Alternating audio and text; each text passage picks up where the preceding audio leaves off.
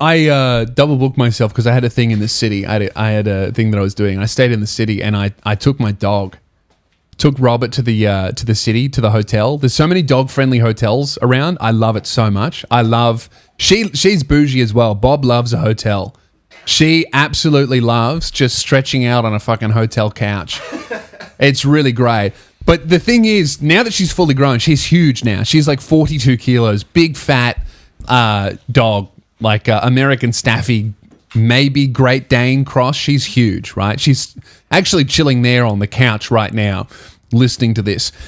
And I've learned that I've always known that Bobby was a chick magnet. Girls love big dogs.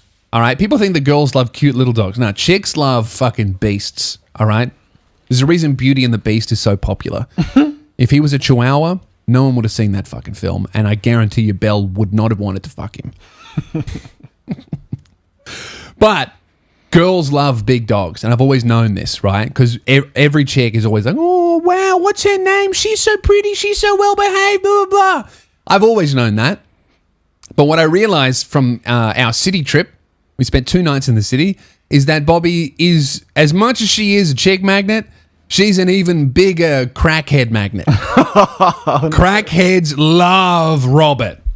They love her. Every time I left the hotel to walk her to wee, to walk her to poo, someone with not enough teeth in their head came up to me for a 40-minute conversation that they somehow got done in 3 minutes. Now, I made a huge mistake where I thought it would be a good idea. I got up at like 6 in the morning, really early, and I thought, I want to go and write in the city somewhere with my dog. I thought, that's going to be beautiful. I go to Flinders Street and I sit on Flinders Street steps like one of those emos that are smoking other people's cigarettes, right? And it's actually not very busy. I thought it'd be really busy. It's not busy at all. I'm sitting there, I'm writing. Bobby is just sitting and people watching. She loves watching and I love writing, right? This guy who's like 42 on a BMX bike comes up and sees a dog and he goes, fuck, that's a beautiful dog, brother. And I thought, well, here we go. I said, thank you very much, man. He goes, bro, that's a fucking sick dog, bro. Don't worry. I'm not going to touch her. I promise I won't touch her. Does she bite? I went, no, she's very friendly. And he went, I'm not going to touch her. And he gets really close to her and he goes, don't worry, bro, I'm not going to touch her. I'm like, you can touch her. He goes, no, don't ever let someone else touch your dog, mate. Don't you worry. I'm not going to touch her. I went, okay, see yourself. Bob's like, hello. Right? And then he says hello and then he kind of walks away. And then he comes back and he goes, brother, you look like a bit of an artist, yeah? You look like a bit of an artist. I'm an artist too. And I went, oh, really? And he went, yeah, man, I do a lot of drawing. And he pulls out of his bag his phone. He goes, I want to show you some of my art. I do art to like heal other people's depression. I went, oh, that's lovely, dude. That's great. I would love to see it. And he pulls out like these scrollings that are like, I could only describe it as like tribal tattoos on lined paper in blue point pen. And he's going, here's this one. And this one's my first one. I went, wow, that's really cool. And then he pulled down another one, exactly the same. Here's another one. What do you reckon of that? I went, that's even better. And he goes, oh, thank you so much, mate. I talked to that guy for like 10 minutes. And then I had to go like, oh, man, I've got to go, dude. I've got an appointment. He went, no worries, brother. Don't ever let anyone touch your dog. Someone stole my dog. And I went, oh, there it is. Oh, poor guy. That's so funny. Cured my depression though, those drawings. Fixed me right up.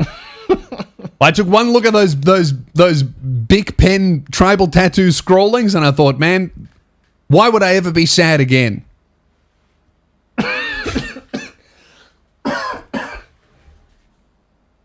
She embarrassed me a lot because the dog embarrassed me a lot in the city. Because when I see a homeless person, I know that they should either be sympathized with, given some money, or given some food. Now, I've done this many times. Where if I'm in a 7-Eleven and they've got a 2-for-1 deal, I'll get 2 Powerades, 1 for me, 1 for you. Right? I do that a lot. That's a great way to help people on the street. When you go into Sevs, One for me, one for you. I do that all the time. I started doing that in the UK because they had those Tesco meal deals, and I rarely wanted everything that you got, so I would just get the drink for the homeless person because I only really like water and coffee. I don't like sweet drinks and You know, stuff. like a Red Bull. Yeah, but I whatever. Anyway, I'm such a good person. The point is, I know that with homeless people, there are 3, potentially 4 actions. One is sympathize from a distance. 2 is give money. 3 is give food. 4 is ignore, act like they're not there, don't make eye contact. Step over them. Step over, step on. Bobby, she sees a homeless person sitting down and she goes, fuck, let's play. You want to hang out? Yeah, dude. Hello. You smell really interesting. What's going on there? And because she's so big, she's like face to face with these homeless people. Yo, dude, what's up? She loves homeless people. You smell fucking so interesting. So not only is my dog a crackhead magnet, but homeless people are a dog magnet. So every time I saw a homeless person sitting down, I had to take a wide berth around them. And not just because they're poor, but because my dog thought they were very interesting. Another thing that was really funny about taking the dog to the city is because she's so big and ugly looking, you can really tell who's been around dogs and who hasn't. Because I've never seen anyone in the city walking a dog as big as her. I don't think I've seen many people anywhere walking a dog as big as her. So everyone looks at her, you know, fuck, big dog.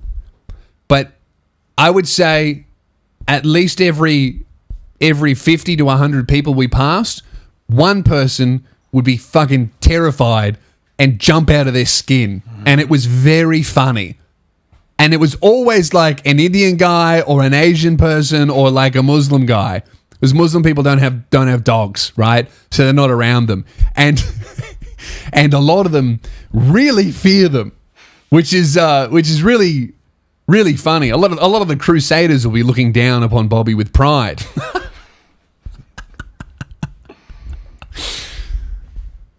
But fuck, it was so... We'd be walking down the street and then people would just be like, ah! And jump behind people. It was literally exactly like when you get those involuntary noises of fear on the plane. Yeah. But just in the street, someone's holding a suitcase. Ah! Does she bite?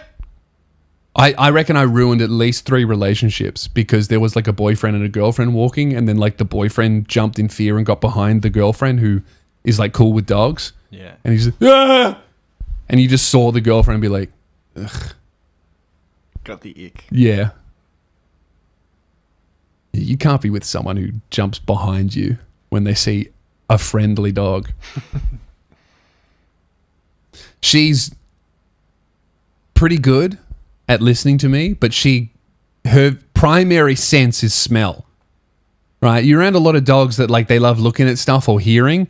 Hers is smelling. And when she gets onto a smell, like she just like her focus narrows down to a pinpoint what's going in her nose. So she's just looking at the ground and an inch in front of her, no spatial awareness. So I'm like maneuvering her around. But there was one time, dude, she's sniffing and then she heard something and she looks behind her but keeps walking and then turns around, head first into a pole. Boom! Makes this huge noise. Everyone fucking laughs at her. Oh, Bob. And then she sees a homeless person who goes, hi! Big day for Bob. Big day for Robert. I think she's still exhausted after that. We went to a jazz bar as well. That was really nice.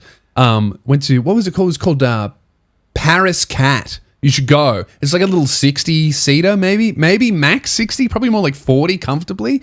And it was so cool, dude. It was like a full jazz setup. There was a woman singing in French, a violin player, a piano player, double bass, drums, whole wanky Melbourne imitation French Paris cafe type vibe, right?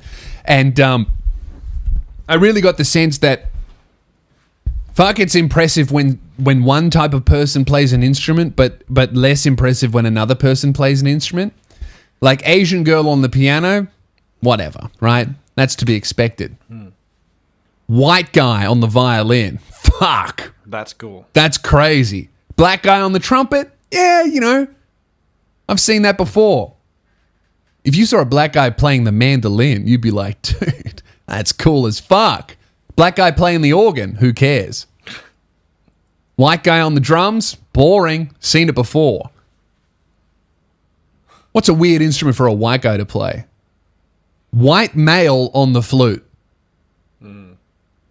Flute gives me white lady vibes. Asian person playing electric guitar. What the fuck? That's cool. Asian person playing violin. Who cares? Italian person playing the harmonica. That's a bit weird. Comment down below your strange instrument and race mixes. Is this racist? I don't think so. Is it? I feel I don't like it think would it be is. making some people uncomfortable. Yeah, it's not racist. Japanese guy playing the chopsticks. That's maybe a little bit racist. Very, yeah. Yeah.